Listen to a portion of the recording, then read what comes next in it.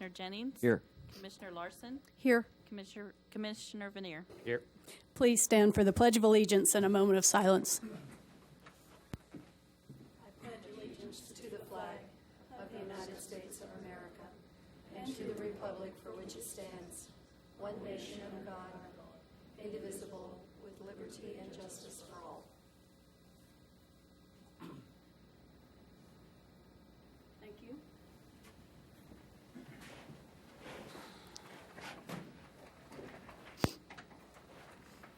Now's the time for our citizens forum. If there's anyone here that has a comment on anything not on the agenda tonight, come on up to the podium and give us your name and address and let us know what's on your mind.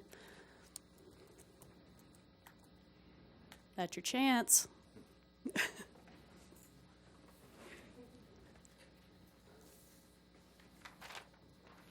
Hello, I'm Marie D. Johnson. My address is 238 South 10th, and you don't need my telephone number, do you? No. Okay, that's good. I would just like to propose that the meetings open to the public be changed to a later time. I know that we did that years ago. It didn't seem to be very effective. However, I think the citizens deserve another chance to come and participate. So that's my proposal. Okay. Which meetings? Meetings just like this, city commissioner meetings. Maybe 6, 7 o'clock after dinner, unless you guys want to provide it. Thanks, They're Marie. your tax dollars. I'll bake some cookies. Anyone else? Right, we'll move on to awards and proclamations. Item 4.1, the month of April 2011 as Alcohol Awareness Month in the City of Salina. Don Green, recovery coach with Central Kansas Foundation, will read the proclamation. Come on up, Don. Hi, everybody. I'm Don Green from the Pathfinder Recovery Center, a division of Central Kansas Foundation. Proclamation of the City of Salina. Whereas the month of April has been designated as Alcohol Awareness Month, and whereas across the country alcohol abuse is a major public health problem that affects Americans from all communities and all ages, races, and ethnic backgrounds. Whereas alcohol kills more kids than all illegal drugs combined, and whereas young people who begin drinking before the age of 15 are 4 times more likely to develop alcohol dependence and are 2.5 times more likely to become abusers of alcohol than those who begin drinking at the age of 21. And whereas parents and other adults need to send and model a consistent, clear message that underage drinking is not acceptable behavior or a rite of passage. And whereas alcohol abuse and dependence needs to be addressed and the stigma associated with it removed through increased awareness, education, discussion, and community mobilization. And whereas alcohol abuse and dependency is treatable and seeking advanced treatment methods through medical research and other promising areas of discovery will be beneficial in the fight against it. And whereas it is vital that we work together in a concerted effort to raise awareness, encourage an open and honest dialogue about alcohol abuse and dependence, and mobilize efforts within communities to implement strategies that prevent underage drinking by decreasing underage access to alcohol, changing community norms that promote underage and high-risk alcohol consumption, and address policies pertaining to underage drinking. Now, therefore, I, Samantha Angel, Mayor, do hereby proclaim April 2011 as Alcohol Awareness Month in Salina and commend this observance to all citizens. What events do you all have planned for the month? Okay, coming up, we have our Reawakening, Saturday, April 30th, and it goes from 8 a.m. to 9 p.m. And we have 2 doors at the Pathfinder Recovery Center. We got the front door and the back door. And through the front door, we're going to have donuts and fellowship at 8 a.m., followed at 8:15 by a 12-step workshop. It starts in some 4 parts throughout the day. At 11:30, we'll be serving brunch, and at 12:30, the workshop will resume. Through the back door, it will be like a family time, and we'll have face painting, sidewalk chalk drawing, and we will be making caramel apples, and we'll also have games. Be an ice cream social after the workshop. It's kind of a full day deal, and at 7 o'clock, we'll have an open recovery meeting. Come and celebrate the life of freedom. Friends and family welcome, and bring snacks if you wish. Sounds like there'll be plenty. Yeah. Come on up. I have a copy of the proclamation for you.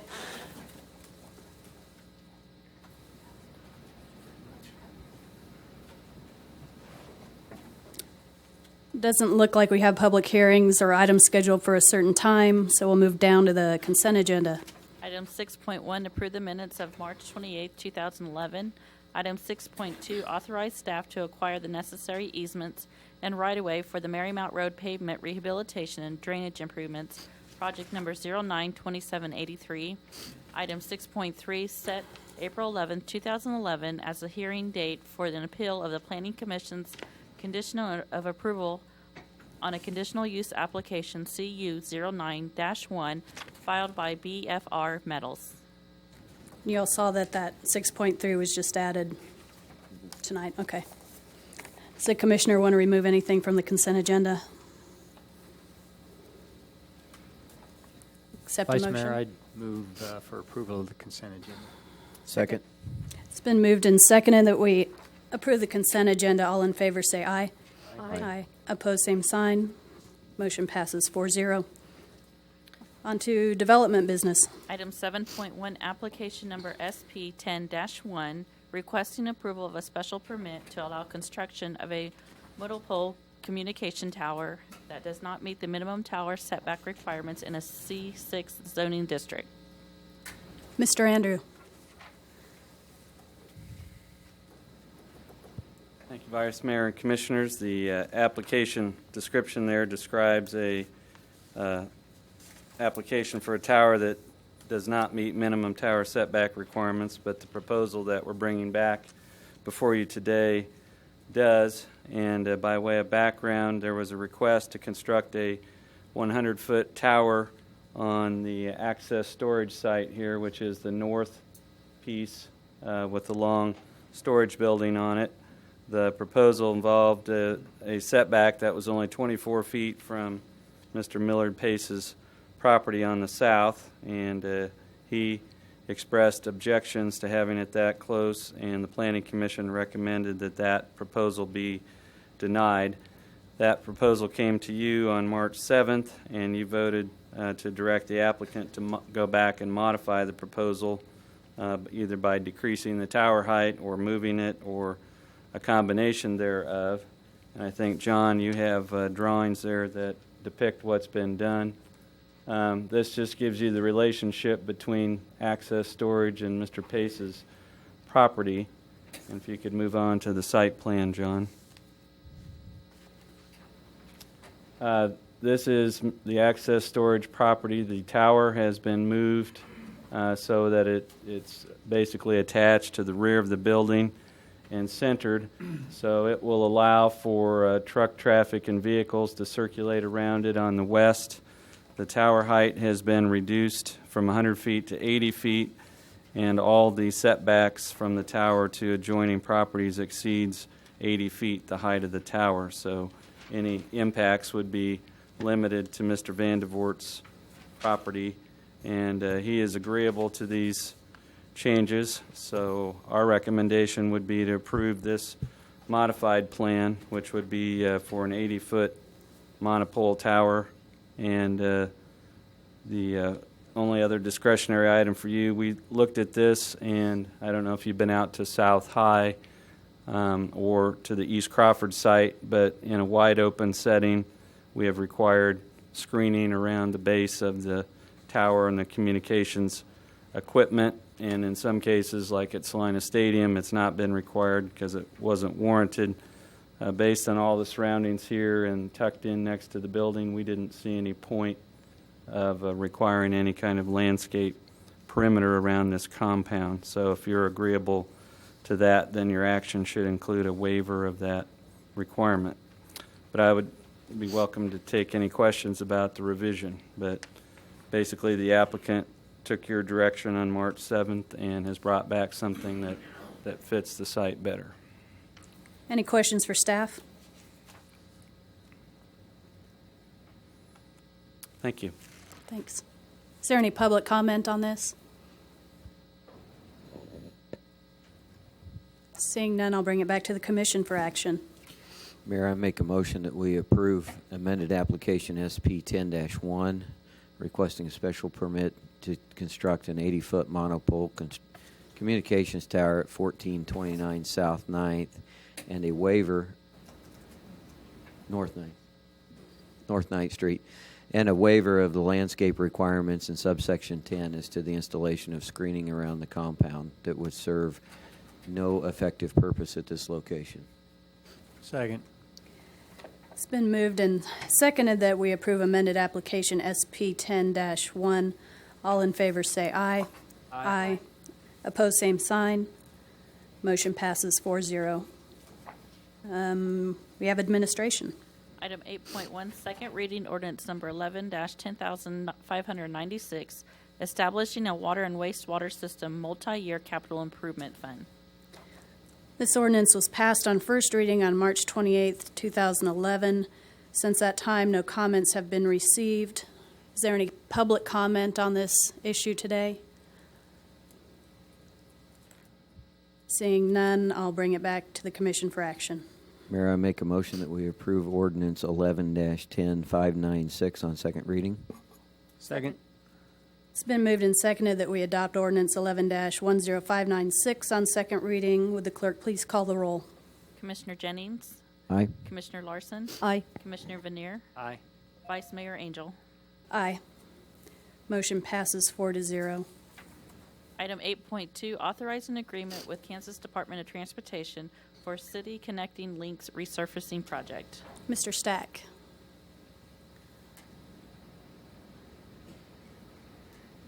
Thank you, Mayor, Vice Mayor, and Commissioners.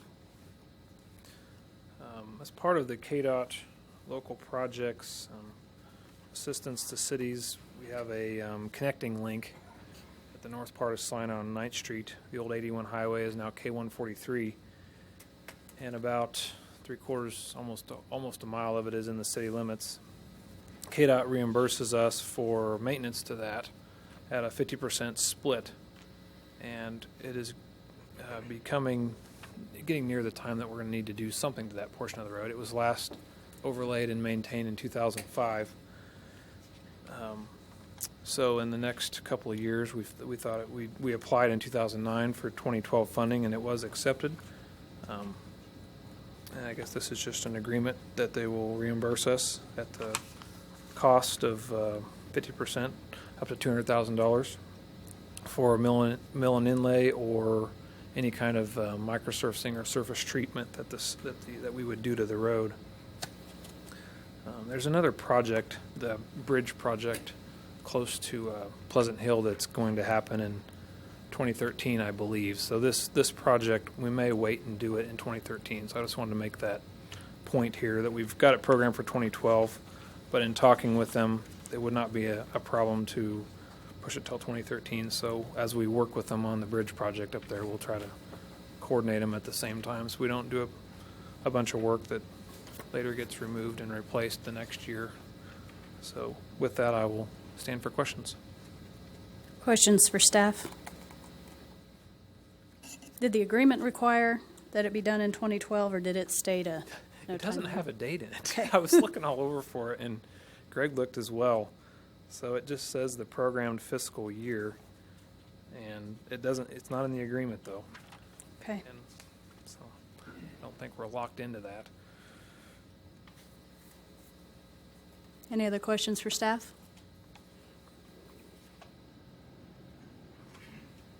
Mr. Bankston, did you have comment on that? Well, just on that point, certainly there is significance as to identification and tracking of those dates once we're in, as you probably noticed from the agreement. But we have not, to my knowledge, been directed by KDOT as to when the start and stop is, but I'm sure staff will watch that closely once we know the dates. So. Correct. Okay. Thank you. Thank you. Any other questions? Is there any public comment on this agenda item? Seeing none, I'll bring it back to the commission for action. Mayor, I'd move that we authorize the mayor to sign an agreement with KDOT for the City Connecting Link resurfacing project, and that is KDOT project number 14385U002401.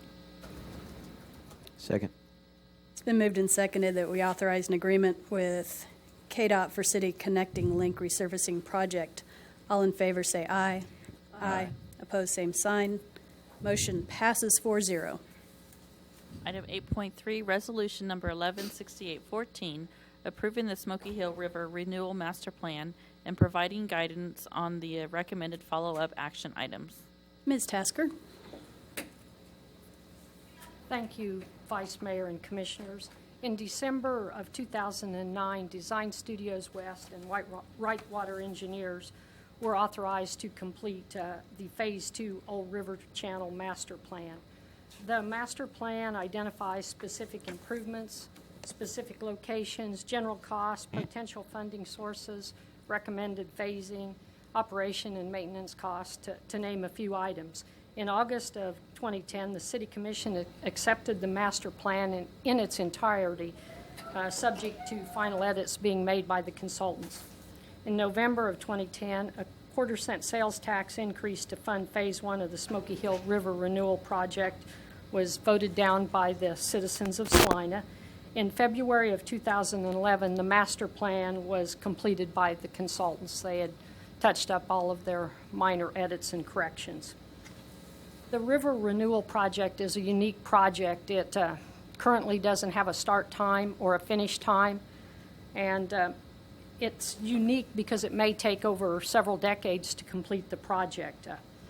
For that reason, it's necessary to consider the physical improvements over the river channel and to think about those to where, as we make improvements to those infrastructures, we don't create costly changes in the future. Staff has identified 5 action items for the City Commission to consider. The first is approve the Smoky Hill River Master Plan. Upon approval, the master plan would be a guiding policy document for the Old River Channel area. Future infrastructure design and construction projects will be completed with the river renewal in mind. The second item is include the Smoky Hill River Renewal Project in the City of Salina's strategic plan. Third item is include the Smoky Hill River Renewal Project, Phase 1, which had a price tag of $27.7 million in the City of Salina 2010 through 2014 capital improvement program as identified but unfunded project. Identified but unfunded projects are those projects for which a need has been identified, which has no funding mechanism or a specific time frame at this time. The fourth is to continue to dedicate staff time to work in partnership with the Friends of the River Foundation on communicating the master plan, addressing questions, coordinating river cleanups, pursuing funding options and sources, monitoring the Smoky Hill River flows and storm drain flows and quality. The fifth is to secure the recreational water rights from the Smoky Hill River and Lakewood Park. Currently, there are no financial resources available for implementation of these master plan phases. However, some staff resources will be necessary to complete the action items should they be approved. Staff has identified 2 options for you. The first would be to adopt resolution number 11-6814 as presented, which would include the 5 action items we just discussed, or adopt resolution number 11-6814 with any additions or modifications the City Commission deems appropriate. This time, I would be glad to answer any questions that you may have. Questions for Ms. Tasker?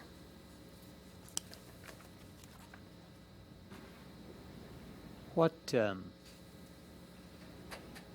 you quantify staff resources to carry out some of these action plans? For example, one that's coming up in the near future is the river cleanup, and we've provided some coordination in time with the cleanup efforts and locating the areas in the river channel and coordinating that.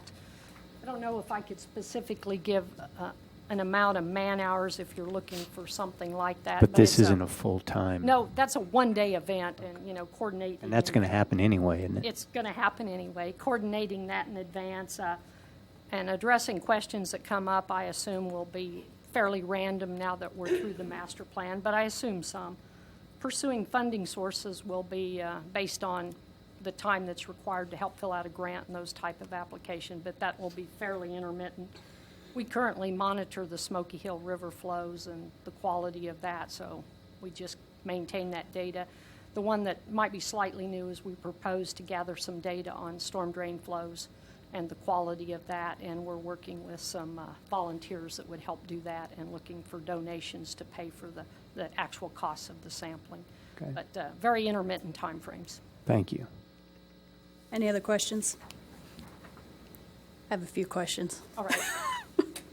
On section 1, could we clarify that language that that makes it clearer, I guess, that only future improvements would be modified if and when those would normally come up for improvement, so it doesn't, I guess my thought is it could be read that we're going to make infrastructure improvements to accommodate the river project, but it's my understanding that we're only going to do that when those projects or improvements become necessary. Could we clarify that more? And I think we could. An example would be the Greeley Bridge that's in the future, and of course that would always come to the City Commission for approval before it went forward, and there'd be discussion as to current conditions versus conditions with the river. Also have a water main project that would cross the river channel, but I think in each and every case you would have some ability to address the individual projects as they come along. on section 5, I understand there'll be some staff resources used, but is there an actual out-of-pocket cost to secure water rights? Currently, we've already applied for those water rights and spent the funds in the previous. So there wouldn't be additional No out-of-pocket? additional dollars for that. Okay.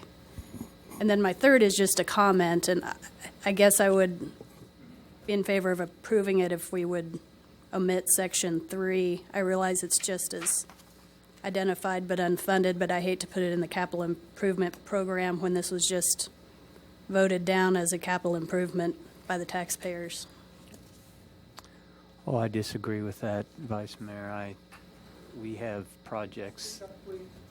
We have projects that have been in the identified but unfunded for years and years and years, and I think something as important as this needs to stay in that, even if it goes on past 2014 and on and on and on. I think it still needs to stay in the forefront.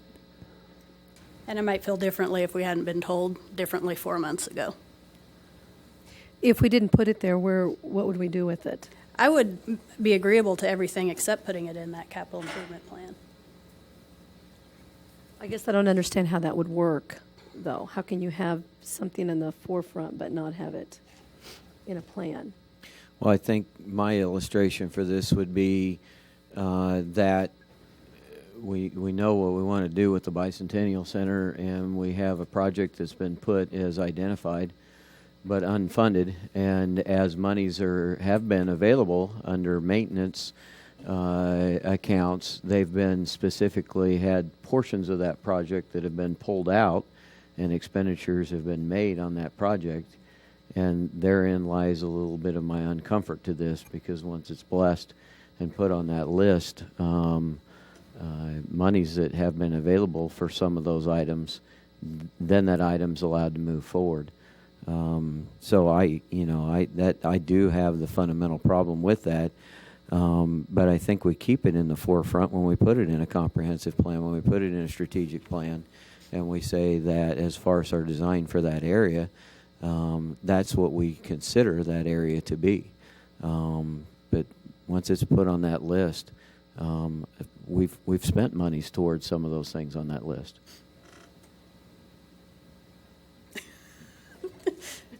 Clear as mud.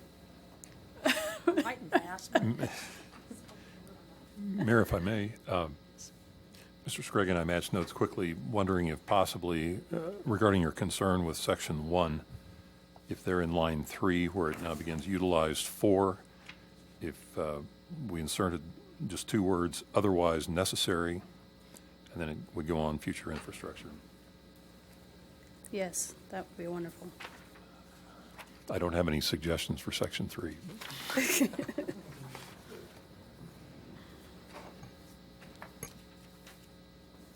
Were there any more questions for Ms. Tasker or other staff? Yeah, let me ask this. Just as we have so many in the identified but unfunded, how many ever come off of there? I mean, and how long do they have to be on there before, like Commissioner Vanier mentioned, we have some that have been on there for years. Well, do they just stay on there forever, or I know we revisit them on a yearly basis. I don't know that I can quantify how many of them come off for you. What I would tell you is that is a consideration as we review the capital improvement plan each year. And then with respect to expenditures, it's subject to additional approval. So it is an identification of priorities without funding that we continue to take into consideration. When they come off and how they come off ultimately is dependent on the City Commission's approval of moving them from identified but unfunded into the funded capital improvement portion of the program. So I don't know that I can quantify a number in any time frame as much as there is a second step to move it from identified but unfunded to funded. Right. Okay. Commissioner Larson, I can maybe give one example of that. I looked through the list real quickly. The Magnolia Commons project for the Menards area was on the unfunded list, and as you well know, it's moved to the funded and completed list. So as Mike mentions, items that bring that to the forefront change that. So, and it was on the unfunded for how long? Years. the donut My hole 4 20? years. My 4 years, Okay. anyway, yeah. Okay. Call it the donut hole project. It may Right. have tricked you by name, but that has been a project for many years, and it successfully made it off the list last year into a completed project. Right, right, Just as an example. right, thank And I you. guess building on that example a little bit, there was an investment on the part of the city in advance, but it was a priority to the point that when the opportunity came along, staff had thought it through, and we could respond to the opportunity. We knew when that opportunity came along, we needed to be ready to move on it. In one of those, this project obviously has been identified as a private and public partnership funded project. Take one of those infrastructure items, Ms. Tasker, you mentioned like the Greeley Bridge. How do then you get private participation when that's brought before the commission to vote on it? Would the concept be you just say, here's what the bridge work would cost if we didn't have this plan? Here's the additional. So can you walk me through what the plan is on that? I may ask Dan to speak to that, because I know they're actually working on that topic right at this moment. And Dan, would you mind?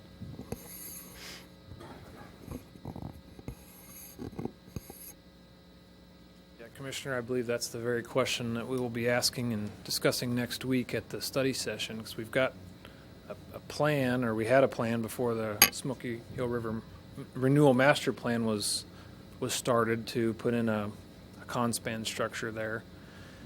So if this is adopted today as a future master plan, which we've been looking at alternatives to say, okay, what would a bigger bridge cost, or a span bridge for the whole river, or the Smoky Hill River Master Plan type bridge? We were planning to bring you kind of what those options are based on if this is the where the commission wants to go, because we don't want to put in a small structure if this is it's hard to see if this is really going to happen in the future or not. But we definitely would spend some money that would be wasted if we didn't consider that at next week. So that was our plan. We'll try to have some options for you to choose. I think that's what section 1 is about, basically looking at infrastructure in the future every time we're around that river to see if it fits within the master plan. Right. Yeah, and that kind of answered part of it, but how do you keep that private-public partnership on the funding of the project if you stand the chance to peel the project out into many different segments over time because you've identified it?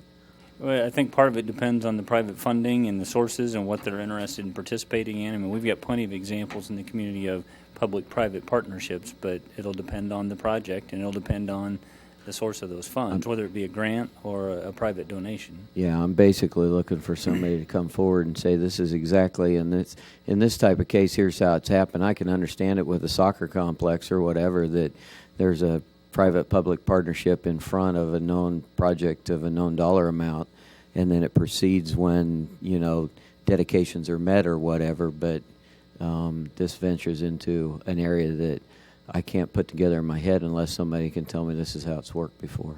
Well, and I don't know that Pueblo may be an example. They were able to generate quite a bit of funds, as well as Estes Park, in terms of when they had a master plan and they could share that vision, they could then go out and market that to people that might want to fund it. And it just depends on the donor. Some people, because of the nature of their business, chose to fund a particular aspect. The thing that I would tell you is what Dan described in terms of staff preparation for the Greeley Avenue Bridge conversation.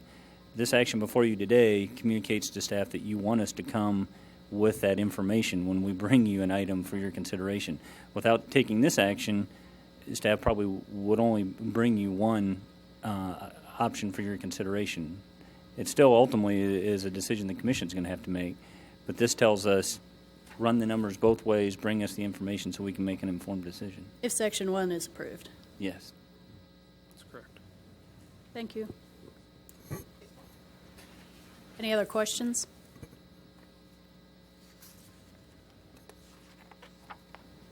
Thank you. Is there any public comment?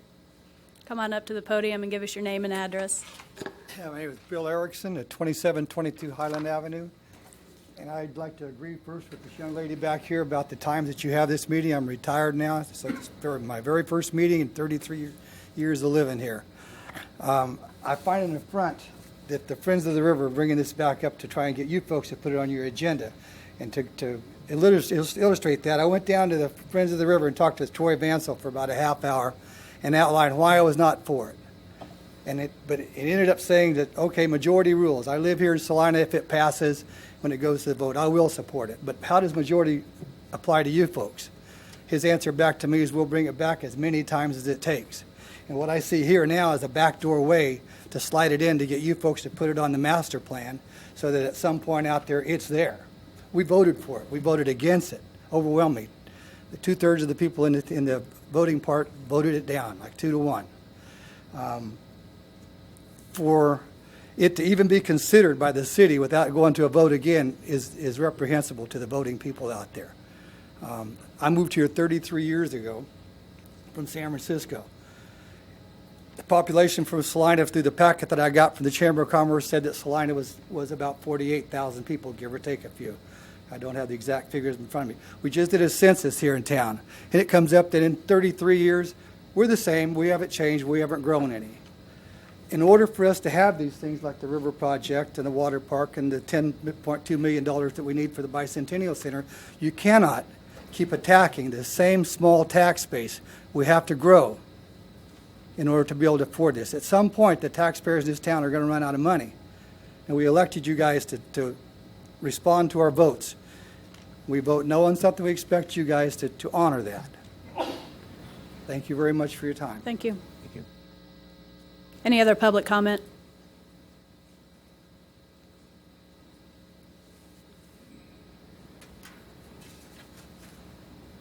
I'm Dale Martinez, and I live at 206 South Estates, and I've lived here for 40-some years, and I'm well aware of the vote that was taken. I do approve of enhancement of this river. That's something in the very long future. I used to boat on that as a kid at Pappy's Dock, and I'm very familiar with it. The channel is much narrower now, probably 1/2 to 1/3 the size as it was in '54 and early '50s. I'm not in favor of the design. Right now we have about 40 CMS coming into the city. That's a trickle, and you're still going to have a slough and a mosquito trap. We need to have something like Wichita. That's been said before here in the city. We need the flood waters to go around the city and some more of the flow through the city, And with the smaller channel, we can get by with 1/3 or 1/2 of that total flow at minimum flow to come through the city and still have a viable channel. We need to have something 3-4 feet deep. I know you don't know Mr. Wilson, but I worked for him some 40 years ago. And I remember working on the water plant and so forth, designing those settling basins over there that failed a couple times. And anyway, we got to talking about the river, and he says, all we need to do is put a dredge in that river, Dale, and dredge that deeper. I said, what are we going to do with the fill? He said, well, the city needs to be raised a foot or two. And you know, the old man was correct. But anyway, it isn't going to work with the flow that they proposed. Now, I know this was designed back, I have the plans back in '58 and built a little later. And of course, their Corps of Engineers design. It's very good at that time. I went through the '51 flood downstream, so I know what that's. Everybody wanted the water out of town, and I'm for that too. The flood water's out of town. But now, over the years, I can tell you, I've lived here 40 years now, and I've been, of course, acquainted with it much before that. I played football against these high schoolers here. But we need to direct the staff not to be plugging the river. I've tried to tell them for 40 years here, and they tell me all we need is a 48-inch pipe, like at the Hilton. And so I finally talked them into a box culvert there. Of course, it's settled out of sight now, I think, and the roadway has settled once or twice and been filled. But we need more flow through the river to have a clean. Now, I know they propose a settling basin, which is very, very good. We'll have to have that. But we need to have 5 to 6 times more flow, minimum, than what we have now to be a viable channel through there. So I don't know if you know it, I'm an engineer, civil, structural, welding, and I just turned 75 and I'm retiring. I'm going to burn that certificate and that license. But if you have any questions of me, you can ask them. I won't charge you. Thanks. So. Happy birthday. Happy retirement. Thanks for coming. Thanks for your thanks for your comments. Yeah. Is there any other public comment?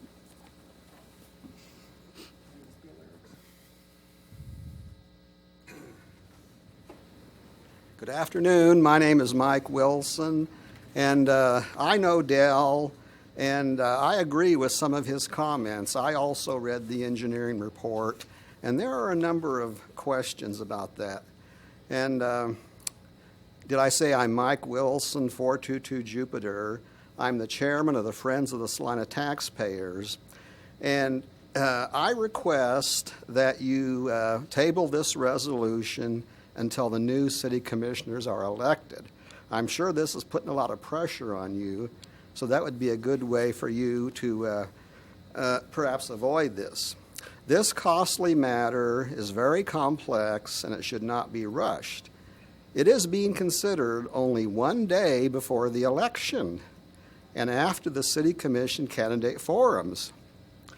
It should be remembered, as was stated, that last November the voters rejected the project by about a 2-to-1 margin. If this project becomes part of the city's capital improvement program, then funds, when available, commissioners will be able to approve parts of it without a vote of the citizens. And that's one of the main complaints I've heard from some people. So you folks would have the authority to approve some of this project without an additional vote. So, will an attempt be made to accomplish this grandiose project in a piecemeal basis? Will it ever be completed? And also, since infrastructure improvements will be completed to meet requirements of the River Renewal Project, they might cost more than they otherwise would. For example, if a certain amount of money might be needed to repair a bridge, but accomplishing that task to satisfy a requirement of the River Improvement Project might increase the cost of that. Will the project with the Riverwalk significantly improve that part of Salina and encourage more businesses to locate in our city? And of course, cultural things, artistic things are important, but I think most people I know, in the final analysis, we're concerned about jobs. So will that area of the city ever be profitable? Kenwood Cove cost about $11.4 million. It is not yet known if it will require a subsidy. And of course, the Bicentennial knew more than 30 years ago, but for 8 of the past 11 years, it has lost money. And in 2010, the city subsidized the center with more $193,000. So even if we do have that fancy river walk, will that area ever be profitable and viable? And also, last fall, the Friends of the Salina Taxpayers, we raised a number of issues in opposition to the project, and they are still relevant, some of these engineering things. So as I mentioned before, it is requested that you folks table this resolution until the new city commissioners are elected. Thank you. Thank you. Is there any other public comment? Let's let everybody else get a chance.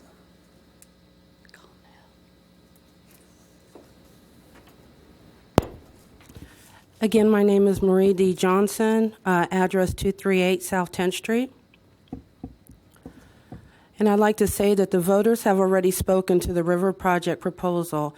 The majority vote was no. I humbly ask as a Salina resident, I'm not asking as a candidate for city commissioner, whether you want to vote for me or not. This is not about that. This is about being just a citizen here. A resident to respect the majority vote and to not circumvent the Salinian wishes. I want to emphasize that elected and appointed city officials work for the people. The people are your employers and not your employees. Please respect the chain of command beholden to you by the citizens of Salina and say no to Resolution 11-6814, approving the Smoky Hill River Renewal Master Plan. Passing this resolution will create more divisiveness between the public and the elected city commission.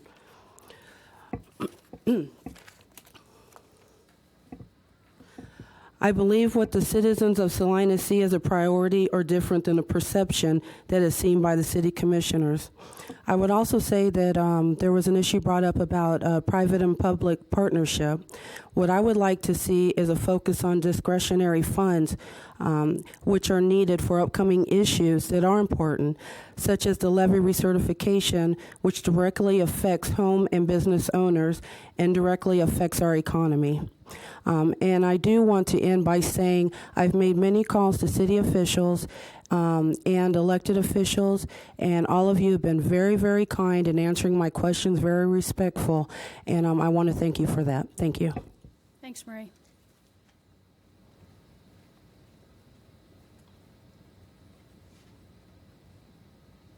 Ms. Klima, are you coming up here? Sorry? Are you coming up here? I certainly am. Lucky you. I'm Phil Klima, 917 South Santa Fe, and I work for Salina Downtown Incorporated, who has been very supportive of this project for over 4 years, and we're really pleased to have been that support. I do believe that one of the things that the Friends of the Salina Taxpayer based their whole campaign on was no, not now. We're not saying now either. I think if you put this on, adopt this plan, that you're not saying now, that you're saying, just like you did with a lot of other projects in our community, that maybe someday. And having worked for Salina Downtown for about 4 3/4 years now, I know that there have been some things on the 2002 Puma Plan that was accepted and adopted by this group that have been on that plan since 2002 and still haven't been funded. So I'm very aware of how long some of those things stay on that plan. But when we look at things downtown and try to recruit those public-private partnerships that we do almost on a daily basis, we're always looking at what does that plan say and how do we go forward. It's called the future. It's not called now. It's called the future. And if we don't have some kind of a plan out there to assist with recruiting those public-private partnerships, it really hamstrings that whole operation. And our organization is absolutely ready to help look for those public-private partnerships wherever we can. Thank you. Any other public comment? 15-second rebuttal. I know what the engine. Thank you, Madam Mayor. Sure. I know what the engineers are up against because this levee is a Corps of Engineers design, and the bypass channel is a Corps of Engineers design. And we, in individual engineers, we say they're a little closer to God, you know. Now, but I want you to remember one thing. The state of Kansas law is that water shall flow its natural course. Mr. Jennings knows that. And the natural course is through the city of Salina. Now, if you've got a good lawyer, you can turn this thing around and get some flow through the city. That's what you need. Thank you. Thank you. I can add a little bit to mine, please? 15 seconds. Yeah.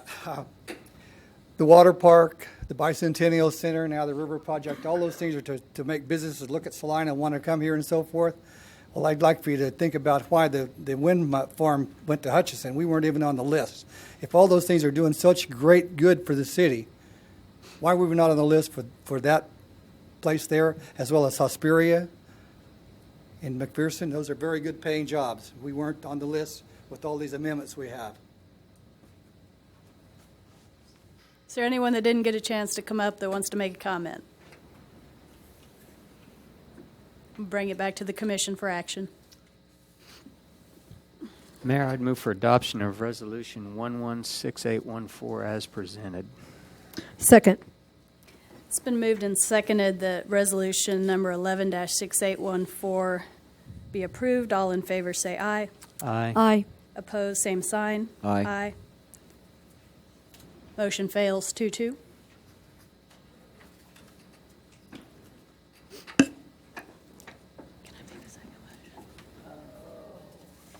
Modify it. Where's my sheet? Can we make a second motion to modify it? Or is it done? I think you would have to first vote to return it to your agenda, or it would be a reconsideration. That would certainly be the more efficient as I think about it.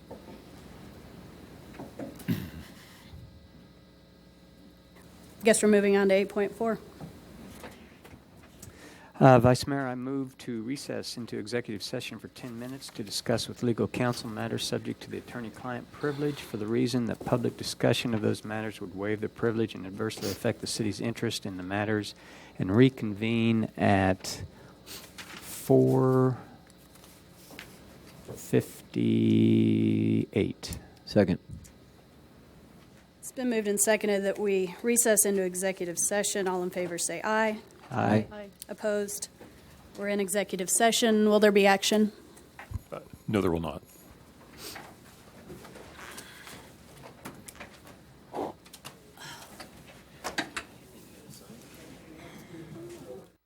Cosmetic treatments. Appointments at 316-634-6622 or newleafvein.com.